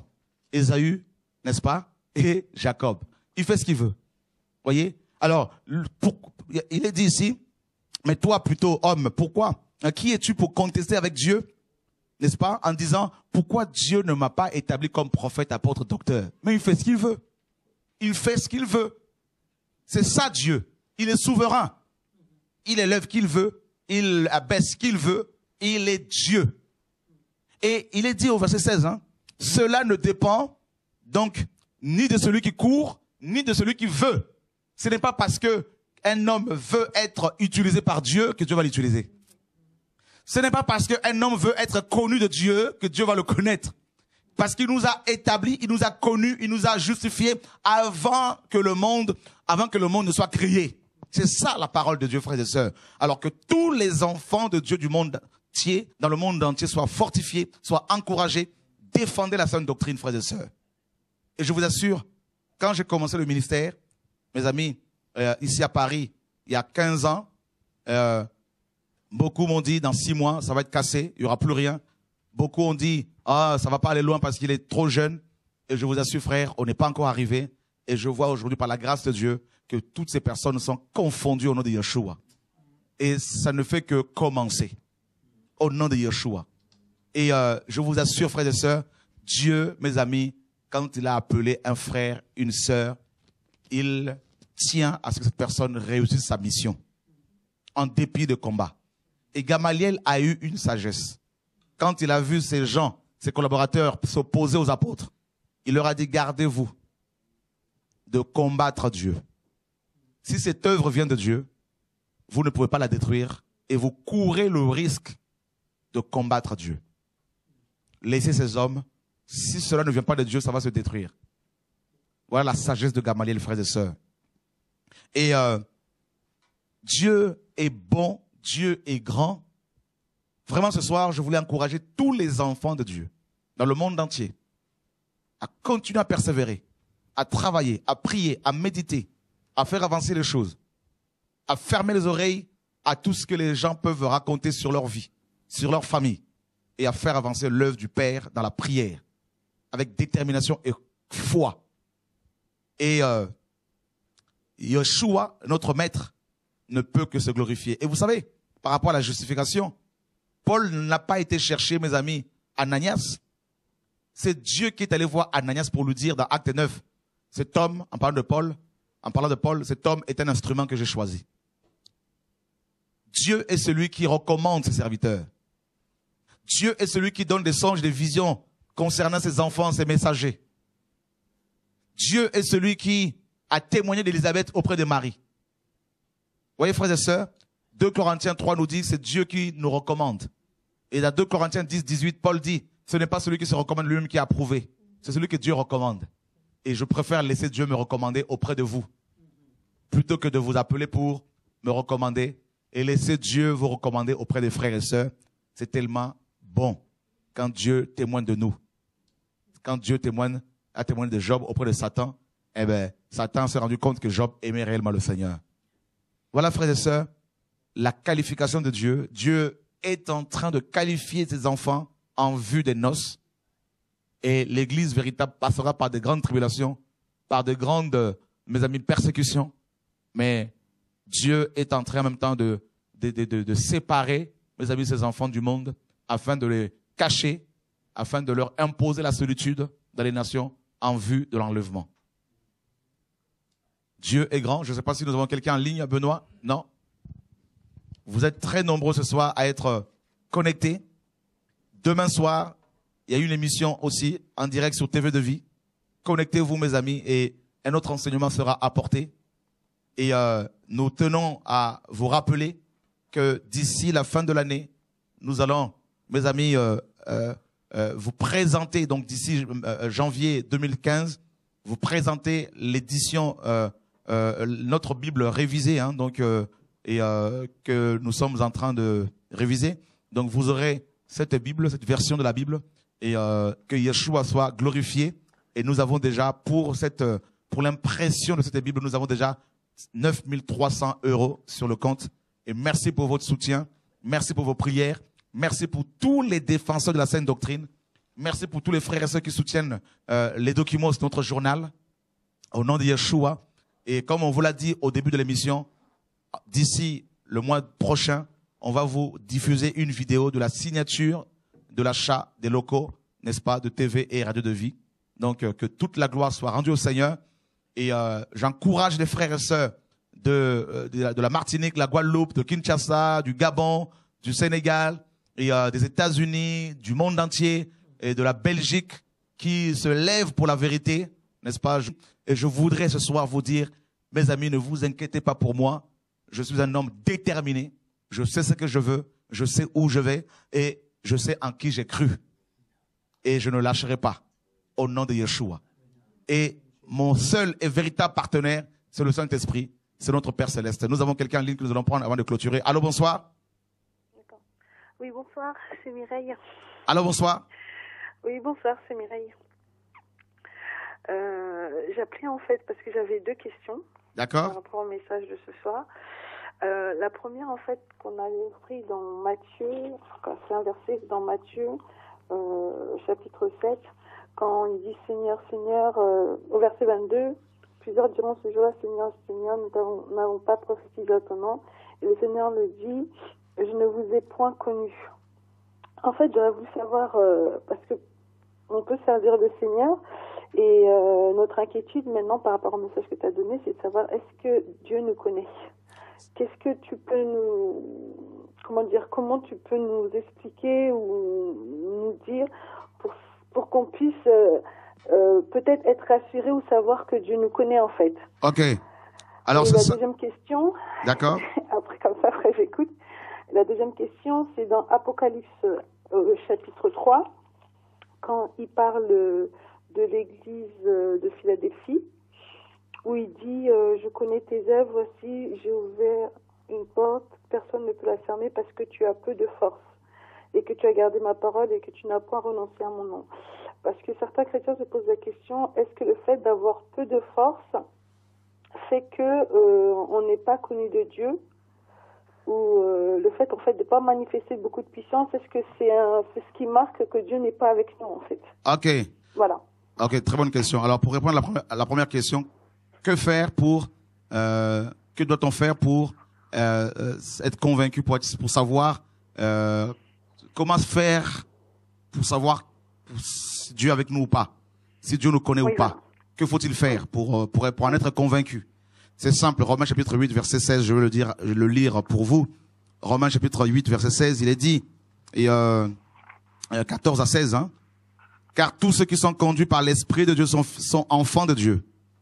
Ainsi, vous n'avez point reçu un esprit de servitude pour être encore dans la crainte, mais vous avez reçu l'esprit d'adoption par lequel nous crions Abba Père, c'est-à-dire Père. C'est ce même esprit qui rend témoignage à notre esprit que nous sommes enfants de Dieu. Donc le Saint-Esprit rend témoignage à notre esprit que nous sommes enfants de Dieu. Donc ce n'est même pas le témoignage des autres. Et donc ce n'est pas de l'orgueil si je dis, je n'ai pas besoin que vous qui suivez TV de vie ce soir ou d'autres personnes disent que je suis enfant de Dieu ou je suis de Dieu. Donc, si des gens disent que je ne suis pas de Dieu, je suis sorcier, magicien ou voleur, gourou, faux prophète, cela ne doit pas m'inquiéter ou me faire mal. Au contraire, Jésus-Christ lui-même déjà a été traité de Belzébul. Alors pourquoi pas moi? Et cela ne change en rien du fait que les vrais enfants de Dieu ont le témoignage du Saint-Esprit. Et le témoignage du Saint-Esprit est largement suffisant. Donc, ne cherchez pas à ce que les gens vous plébiscitent, à ce que les gens vous acclament, à ce que les gens disent que vous êtes de Dieu. Parce que le jour où ils diront le contraire, vous allez être blessé. Donc, c'est le témoignage de l'Esprit qui importe. Comme Jean nous dit que le témoignage de Dieu est plus important plus important, plus grand que le témoignage des hommes. Donc, au jour d'aujourd'hui, ma sœur, tu ne dois plus chercher, ou tu ne dois pas chercher, comme je l'ai compris, je ne cherche plus à être reconnu par les hommes. Approuvé des hommes. C'est Dieu qui doit nous approuver. Donc, l'Esprit témoigne à notre esprit que nous sommes de Dieu. Voilà, c'est ça qui importe. Moi, c'est ce que j'ai compris. Ensuite, ce que les gens disent à gauche, à droite, je ferme les oreilles et j'avance. Deuxièmement, Dieu dit à cette église de Philadelphie notamment qu'elle avait peu de puissance. En fait, ici, la puissance, c'est pas la puissance divine. C'est tout ce qui est puissance matérielle, richesse matérielle et financière. Parce que les vrais enfants de Dieu sont puissants spirituellement parce que Dieu est tout puissant et cette puissance se manifeste par le caractère de Christ, l'amour, la paix, la joie, et la foi et les œuvres que Dieu permet que nous fassions. D'accord. Voilà. Donc parce que les enfants de Dieu ne sont pas forcément des milliardaires, ils sont rejetés dans ce monde où l'évangile de la prospérité est de plus en plus proclamé. D'accord. Voilà. Merci. Bonne soirée, bonne fête. Que Dieu soit béni. Et voilà, frères et sœurs. Et vous savez que nous avons fait un enseignement sur les Bibles corrompues. Et il y a tellement de problèmes, tellement des gens qui parlent ici et là. Et nous bénissons le Seigneur. Il faut que les gens parlent. C'est normal. Mais cela ne va pas empêcher Dieu de faire son œuvre. D'accord? Que Dieu soit béni, frères et sœurs. Nous vous donnons rendez-vous demain soir, heure de Paris, 20h30, heure de Paris, pour votre émission préférée, La Dernière Trompette. Que Dieu soit glorifié. Et donc, vous êtes réinvités demain soir, si vous le souhaitez, frères et sœurs. Et merci Adèle pour ta présence. Merci à l'équipe technique et à l'équipe de Documos, ainsi que à tous les enfants de Dieu du monde entier. Bon Dieu bénisote, vous qui nous suivez depuis la Guadeloupe, la Martinique, la Guyane, l'île de la Réunion, l'île Maurice, le Madagascar, nous pensons à vous.